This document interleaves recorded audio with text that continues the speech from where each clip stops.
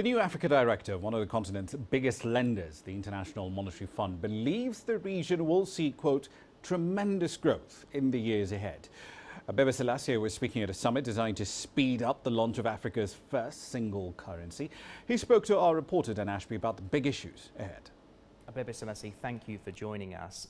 There's this ambition from East African countries to enter into monetary union by 2024. Given the volatility that we've seen in the Eurozone, are they rushing into this a bit? When they established this 2024 date, it was some time back, and I think they've given themselves a sufficiently long gestation period. And the sense that's coming out of the conference is that there's been very good progress so far. One of the big challenges on the table are budget deficits. We know that a number of African countries now have growing debt. How dangerous is that debt to Africans' futures? High levels of debt, of course, are always a cause for concern. But the picture on level of indebtedness in the region is quite varied. You still have a lot of countries where debt levels are low to moderate. There needs to be a balance.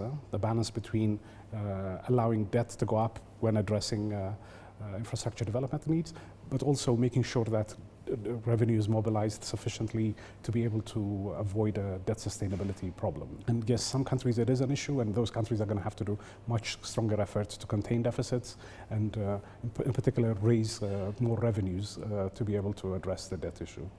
Zimbabwe, of course, has been in the headlines a lot recently. They want a loan from the IMF. They say they are starting to comply with some of the IMF's demands. Is it likely that there will be a loan extended, and if so, how soon? On Zimbabwe, the issue is twofold. I mean, first and foremost, by far the biggest challenge Zimbabwe faces is the domestic problems. The IMF program requires the program to be fully financed, so they have a lot of arrears that they need to address with other multilateral development banks, with other creditors. So big hurdles for them to move forward. But again, I want to stress the fundamental issue, the fundamental concern in Zimbabwe remains very dire economic conditions, in large part reflecting the poor economic policy environment and framework. In decades gone by, the IMF has had a bad reputation in Africa. You're new to this job. What's your vision for the IMF in Africa in the years ahead? As the managing director likes to say, this is not your grandfather's IMF. I think there's a lot of issues that are attributed to the IMF, not even appropriately, but I think that's an earlier era.